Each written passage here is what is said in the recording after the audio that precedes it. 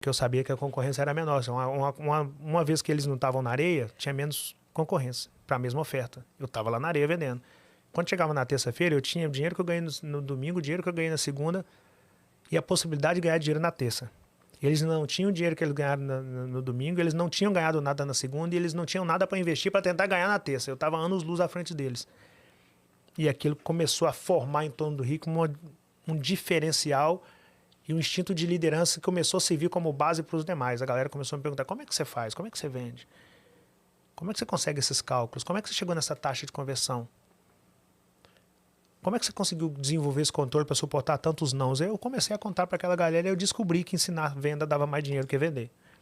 E aí eu comecei a vender a ideia de como eu fazia para ter aquele resultado, mesmo que pequeno, mas aquele resultado pequeno era melhor que o resultado dos demais e os demais queriam aquele resultado. Sim.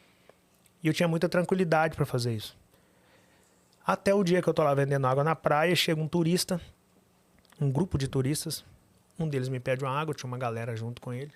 Eu tô vendendo água para ele e um turista tá reclamando que o Brasil tava em crise, que ele tava indo embora daqui, tentava ir de outro lugar, mas ele tava falando assim, diminuindo muito o Brasil.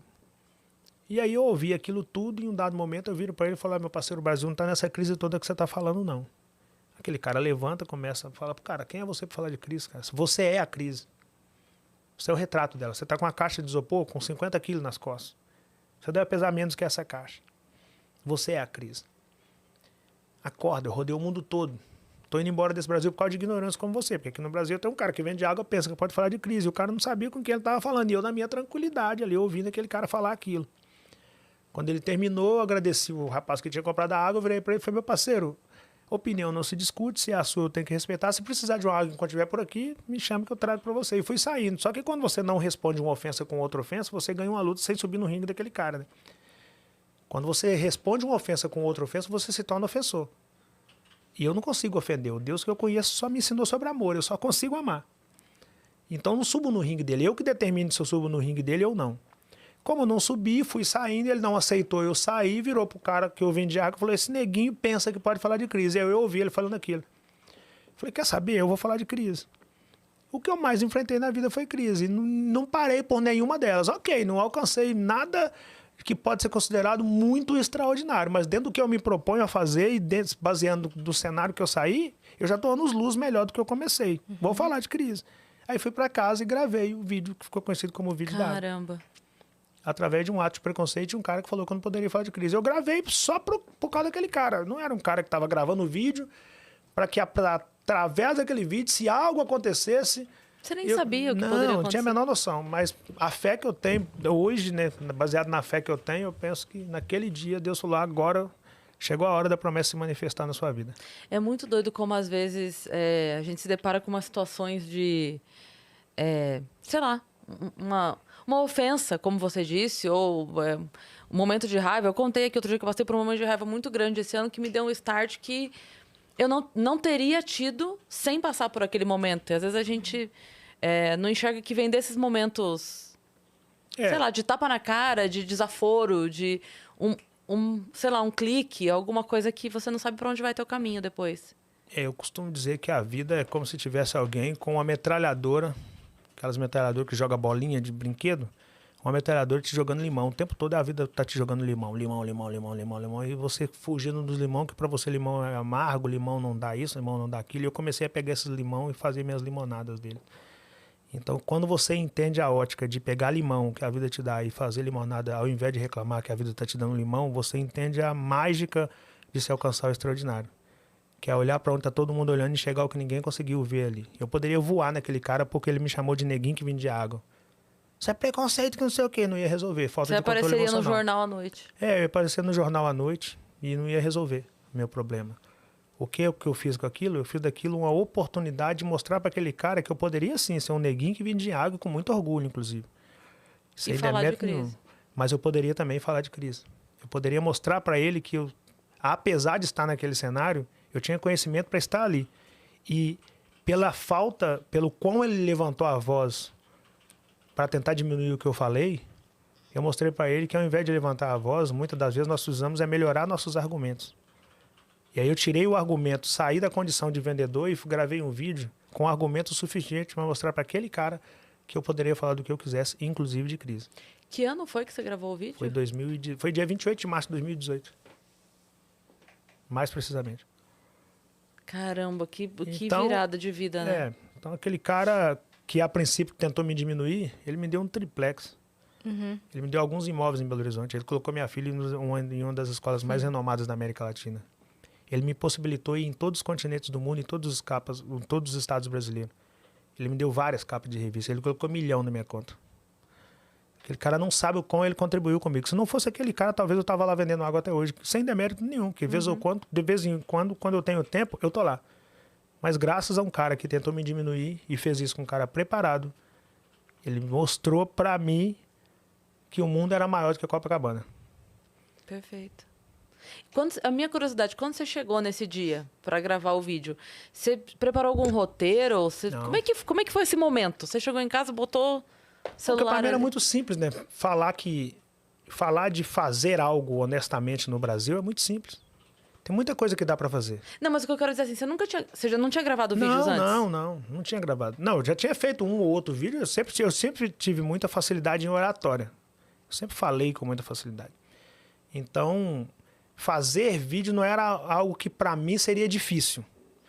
Mas eu não era um cara que vinha fazendo vídeo para se alguma coisa viralizasse a partir dali. Não, eu nem conhecia esse termo viralizar. Eu não era desse planeta. Se você pegar a minha página antes do vídeo da água, você até vai ver um ou outro bem esporádico lá. Mas você vai ver lá outras coisas que não tem a ver com o que eu faço hoje. Você vai ver umas legendas que eu sempre gostei muito de escrever em cima de imagem de vídeo.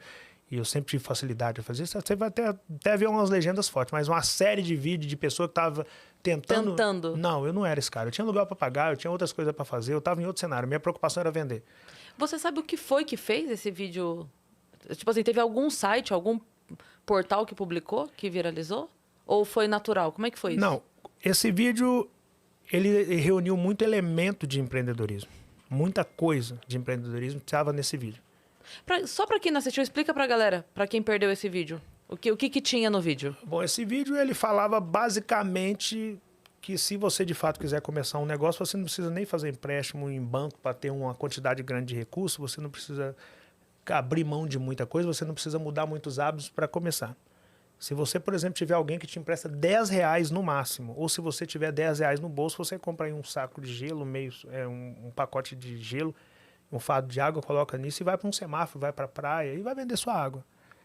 E depois de vender 12 águas, você tenta fazer com que aquele dinheiro multiplique, sei lá, chegou em R$20. Tenta fazer aqueles 20 virar 25 vendendo mais água. Depois tenta fazer os 25 virar 30 e tenta fazer os 30 virar 40. Só que eu fui passando isso com lógica de início, meio e fim, com o valor que você aplicava em Copacabana naquela época. Tinha uma coisa que você falava no vídeo, que você falava assim, a hora que você pegar o dinheiro, volta a pagar o cara que te emprestou os R$10. Isso tudo são elementos importantes no empreendedorismo. Eu lembro disso. Porque normalmente hoje você pede um empréstimo, sei lá, eu vou pedir um empréstimo no Banco X para eu começar meu negócio. Aí o Banco X me empresta o dinheiro para eu começar o meu negócio. Aí eu começo a ganhar dinheiro com o meu negócio. Só que aí me dá vontade de trocar de carro. Só que aí eu estou devendo o Banco X. Aí eu falo, não, o Banco X está com dinheiro. Quando der, eu pago o banco. Eu vou trocar de carro. Só que quando eu compro no seu negócio e não te pago, você me chama de caloteiro. O problema é que você comprou um carro com dinheiro que você deveria pagar o banco. Então, para você pagar o banco, não é necessário. Mas se eu não te pagar, eu sou caloteiro. Então, voltar lá e pagar o banco ou voltar lá e pagar aquele maluco que te emprestou R$10 é tão importante quanto comprar o seu carro. Sim. Mas a galera não consegue fazer isso. Então, aquele vídeo reuniu tudo isso. Princípios básicos. E eu finalizei aquele vídeo com uma provocação. Né? Falei, depois de saber que dá para fazer, depois de voltar lá e pagar os R$10, depois disso tudo, se você não começar, aí não venha me falar que o meu país tem crise não, porque a crise maior está dentro de você. E finalizei falando, pega a visão.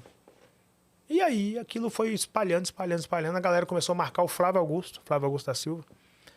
E o Flávio esse vídeo chegou para o Flávio, e o Flávio resolveu postar esse vídeo.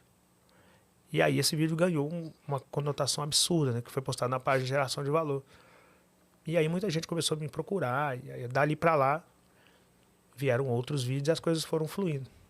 No início daquele vídeo foi bem complexo, porque a galera falou, tem que esperar, vocês estão jogando esse cara muito em cima, pode ser um cantor de uma música só, que não sei o quê. Eu não tinha nada para provar para ninguém, não precisava provar nada para ninguém. Eu estava 40 anos comendo carne, 37 anos eu estava comendo carne, 33 comendo carne. Então não tinha nada para provar, eu só queria comer carne. Só que eu fiz um vídeo com início, meio e fim, com muitos elementos. E o que levou aquele vídeo a ser um vídeo que hoje a galera fala que é um vídeo histórico, que é um vídeo lendário, que não sei o quê, foi a identidade. Era muita gente igual o Rick. Era como se naquele momento que o país estava muito machucado, um cara se levantou no meio daquela quantidade de gente machucada, um cara também machucado, com visíveis marcas no seu corpo de tanto que ele lutou. Esse cara se levanta e dá um tapa na mesa. Aquele vídeo foi um tapa na mesa. Aquilo não foi necessariamente um vídeo. E quando eu dou esse tapa na mesa, todo mundo olha pra mim e aí ia estar preparado pro que veio depois do tapa, né? Porque quando você chama atenção, a galera te olha e você tem que segurar o rojão. Então, quando eu dou aquele tapa e gravo um segundo vídeo, e um terceiro vídeo, um quarto vídeo, um quinto vídeo, a galera fala, cara, esse cara, ele tá muito mais preparado do que vocês imaginaram naquele vídeo. E aí, dali pra ali, passa um tempo, vem um convite de Harvard, aí muda o cenário, porque Harvard te convida. E aí eu volto, assino um contrato com o Santander. E aí eu vou na primeira entrevista do Danilo Gentili. É verdade, teve o lance do Santander, eu não lembrava disso. É verdade. Eu lembro quando aconteceu isso. Pois é, eu voltei de Harvard e assinei um contrato com o Santander. E um contrato muito relevante. Aí eu fui por horário nobre em todos os canais de televisão do país. Meu rosto fui pro outdoor, relógio de metrô. Aí a coisa tomou uma outra dimensão. Aí foi capa da primeira revista, da segunda. Aí depois fui convidado para ir para Paris, para o Japão, para Portugal. Aí quando eu vi, a coisa já tinha fluído. E a responsabilidade vai aumentando, né? E aí mais pessoas foram acompanhando, porque a galera olhava e falava, cara, esse cara é um dos nossos, esse cara é um dos nossos, esse cara é um dos nossos, esse cara é um dos nossos. E é muita gente vendo esse cara como um dos deles. E aí eu chego nesse lugar que eu tô hoje. Mas a luta começou aos 7 anos de idade e o motivo do vídeo foi um ato de preconceito na areia de Copacabana. Eu não saí de casa pensando em gravar vídeo, eu nem vinha gravando vídeo e nem comecei a trabalhar por conta através daquele vídeo. Que eu não falo nem empreender, não. Eu falo trabalhar por conta porque eu sou de outra geração. A minha geração falava trabalhar por conta. Por conta. Empreender, para mim, é o filho do trabalhar por conta. É a evolução do trabalhar por conta. Cara, que doido você pensar que você podia ter chegado aquele dia em casa e só ter ido dormir como mais um dia comum, se não tivesse acontecido aquilo. Exatamente. Né? Eu poderia só chorar aquela dor. Porque é muito caótico você ter que viver num país miscigenado igual ao Brasil e ter que ver que ainda, depois de tantos anos que esse país foi descoberto ou foi invadido, ainda tem pessoas que acham que tem uma raça pura aqui e viram para você com ato de preconceito. Só que é mais caótico ainda se a pessoa que ouviu esse ato de preconceito não se preparar para isso. Então eu estava muito preparado quando o cara me falou aquilo.